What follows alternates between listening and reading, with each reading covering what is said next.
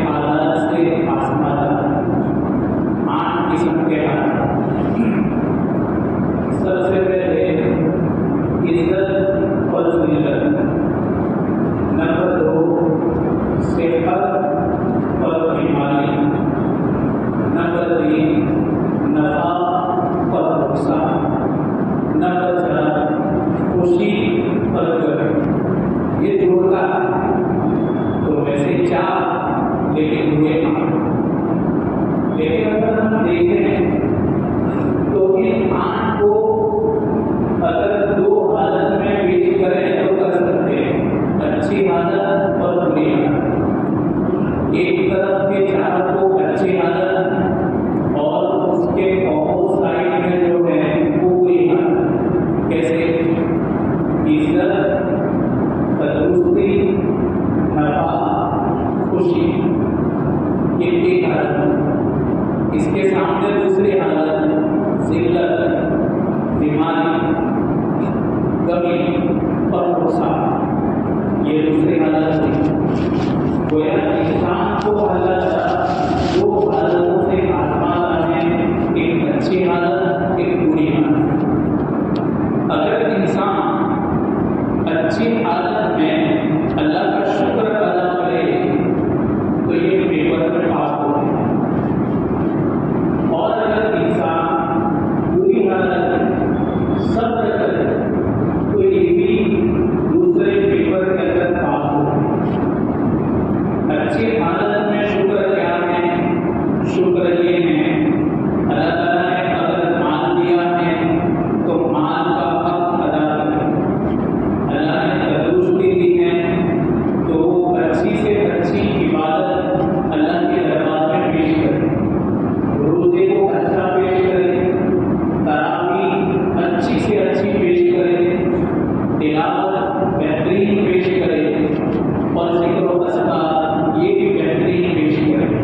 اگر اللہ نے اس کو طاقت دی ہے، تندرستی دی ہے، صحت عطا فرمائی، اور اگر اللہ نے اس کو صلاحیتوں سے نوازا ہے تو اپنی صلاحیت کو اچھی جگہ استعمال کرے، اپنی صلاحیت کو اچھی جگہ لگائے، اپنی صلاحیت کو نیک کاموں میں لگائے، اور اللہ کی دی ہوئی ہوشیاری اور عقل مندی کو خیر کے کام میں رکھے۔ یہ سب شکر گزار ہے۔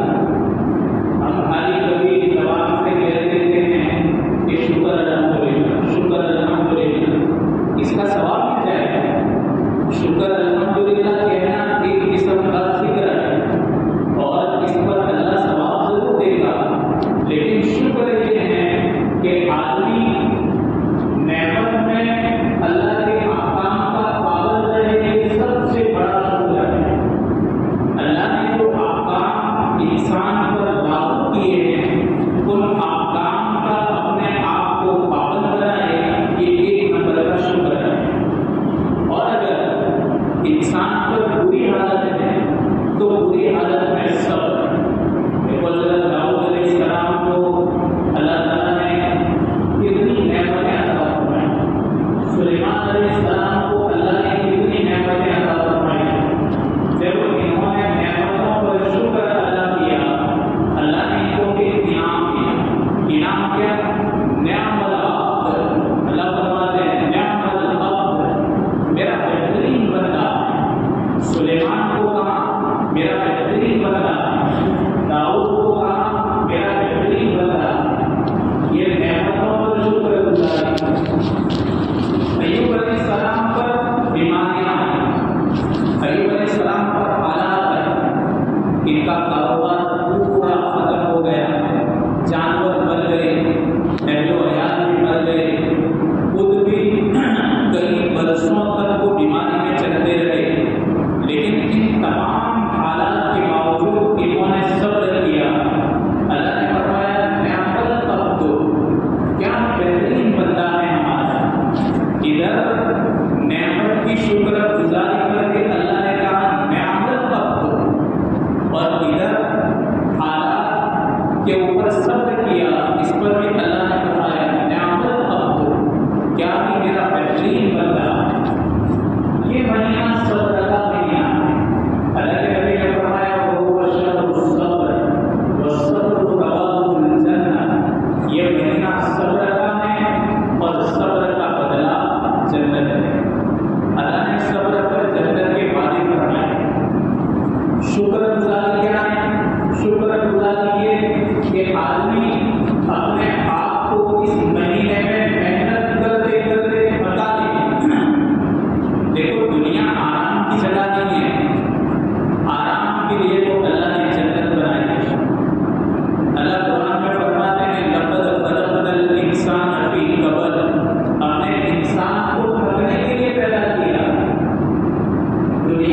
صرف کام ہی کام ہے، اگر آرام ہے تو وہ آرام بھی کام کے لیے، بھائی تھوڑی دیر آرام تو کیوں، اس لیے کام کرنا ہے، رات کو آرام کیوں، اس لیے کہ صبح میں کام کرنا ہے۔ اللہ فرماتے ہیں کہ ہم نے تم کو تھکنے کے لیے ہی پیدا کیا۔ آرام تو جنت ہے، جنت میں روزے نہیں ہے، رمضان نہیں ہے، جنت میں تراویح نہیں ہے، جنت میں کوئی فجر ظہر عصر مغرب عشاء کچھ بھی نہیں، جنت میں اس قسم کے کوئی بیان نہیں، جنت میں اس طریقے سے مسجدوں میں کوئی حاضری نہیں، جنت میں صرف عیش پرستی ہے، صرف عیش پرستی، یہ ہے آرام کی جگہ۔ اور انسان اپنے دل میں جو بھی سوچے گا اللہ اس کو ادا کر دے گا۔ وَهُمْ فِي مَا اشْتَهَتْ أَنفُسُهُمْ خَالِدُونَ، اللہ قرآن میں فرماتے ہیں کہ وہ اپنی من چاہی نعمتوں میں ہمیشہ رہیں، من چاہی نعمتیں، دل میں آیا مل گئی، دل میں آیا مل گئی، اس لیے کہ اگر دل میں آئے اور نہ ملے وہ جنت نہیں، اس کو جنت نہیں کہتے، اس لیے کہ جو کام اور جو بات دل میں حسرت رہ جائے تو جنت حسرتوں کی جگہ نہیں ہے، جنت تو نعمتوں کی جگہ ہے۔ جو بھی آدمی چاہے گا فوراً چاہیے ہوئی چیز مل جائے، وہاں کبھی بھی یہ روزے اور وہ روزے یہاں روزے رکھ لیے وہاں روزے نہیں، یہاں سجدے کر لیے وہاں سجدے نہیں۔ بندے کہیں گے کہ مولا کریم ہم نے تراویح میں 40 سجدے کیے لیکن ہم نے کبھی تجھ کو سامنے نہیں پایا، آج تیری ذات ہمارے سامنے ہے تو ہم چاہتے ہیں کہ تیرے سامنے ہمیں سجدہ کریں۔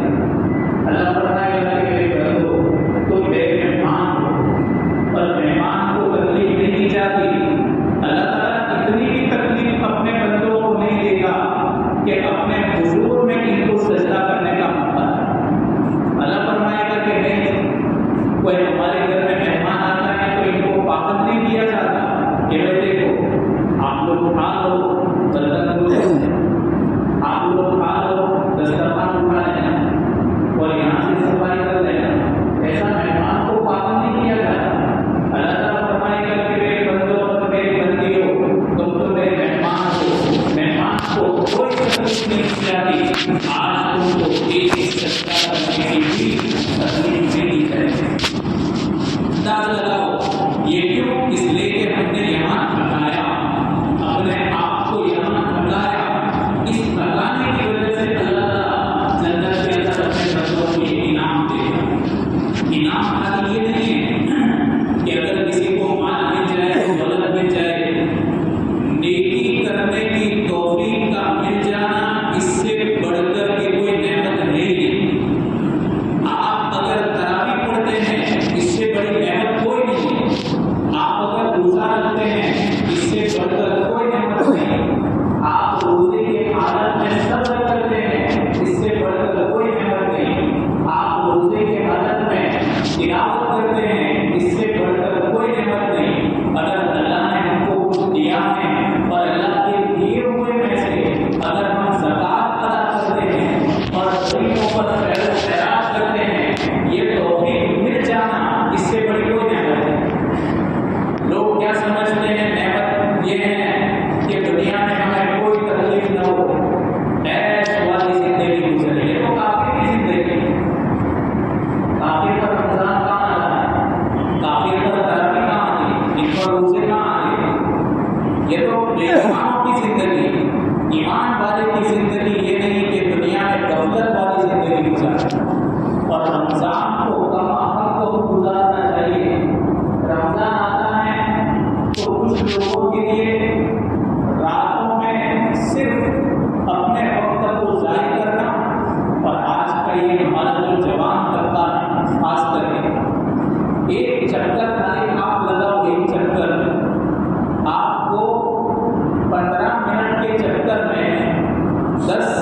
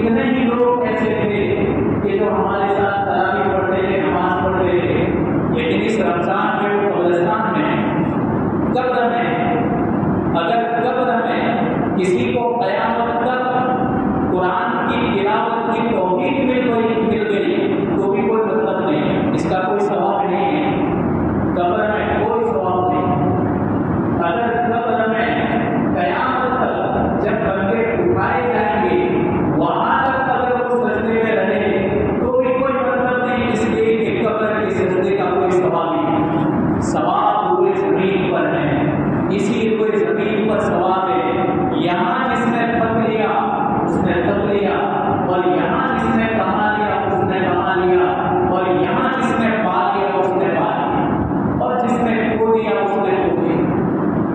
تو ہم اللہ کا احسان مانیں، اللہ ہم سے نیکی کروا رہا ہے، اللہ تبارک و تعالیٰ ہم کو نیکی کرنے کی توفیق دے رہا ہے۔ ایک بزرگ ایک بستی پر گئے تو یہاں نے دیکھا کہ بستی کے دروازے سب بند ہیں۔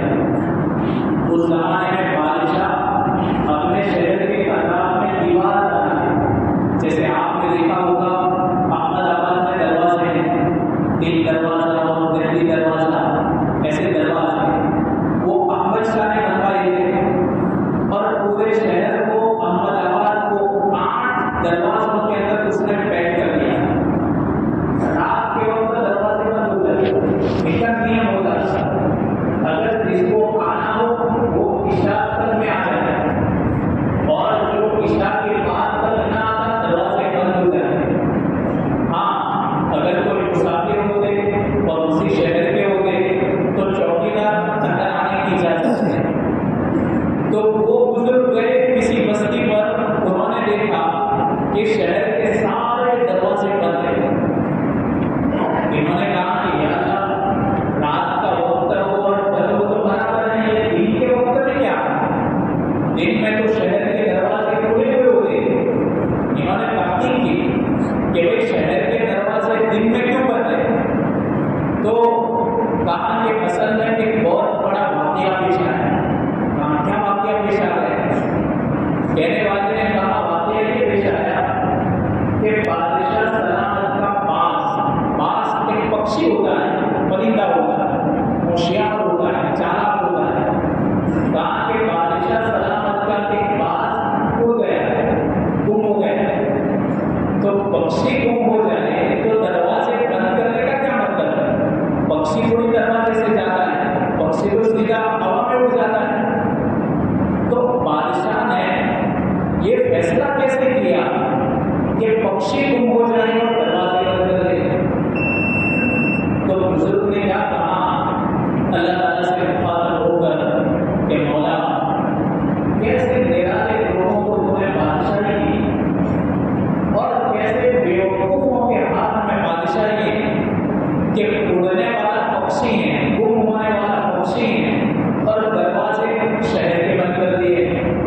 اللہ نے فوراً الہام کیا، بزرگ پر الہام کیا، کوئی بات نہیں، میں نے حکومت بیوقوف کو دی اور میں نے تم کو تقویٰ، طہارت، پرہیزگاری، عبادت گزاری کی دولت دی ہے۔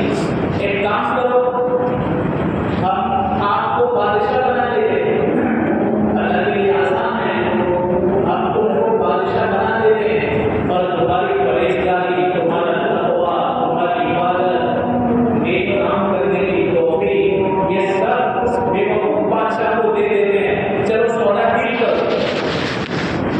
بزرگ چونک گئے، یا اللہ یہ کیسا سودا ہو رہا ہے میرے ساتھ؟ تم نے کہا ہے کہ بادشاہی بڑی چیز ہے، تو آپ نے ایسے بیوقوف کو دے دی تو ٹھیک ہے، ہم نے غلط کیا ہے تو ہم تمہارے پاس سے عبادتیں لے لیتے، اس کو دے دیتے، اس کی بادشاہی تم کو دے دیتے۔ کہا میرے پروردگار یہ سودا مجھے منظور نہیں ہے، میں یہ سودا کینسل کرتا ہوں۔ کیوں؟ اس لیے کہ سب سے بڑی اگر کوئی نعمت بندے کے پاس ہے تو وہ کون سی نعمت ہے؟ نیکیاں کرنے کی توفیق، اور یہ توفیق بندے کو ملتی ہے۔ اللہ تعالیٰ اپنے بندے کو یہ توفیق عطا فرماتا ہے، یہ سب سے بڑی ہماری کامیابی۔ میرے بھائیوں، پہلا اشارہ تو گزر گیا جو رحمتوں والا اشارہ، ابھی یہ دوسرا اشارہ شروع ہو گیا، یہ بھی گزر جائے گا، یہ مغفرت والا اشارہ۔ اس میں جتنی بھی ہو سکے مغفرت مانگے، اللہ تبارک و تعالیٰ سے مغفرت کی بھیک مانگے۔ ہمارے نزدیک آپ نے بتایا کہ اعمال کے کہ آپ جس وقت ممبر کے درجے پر چڑھ رہے اس وقت جبرائیل دعا کر رہے کہ ہلاک ہو جائے وہ شخص جو رمضان جیسا مہینہ پائے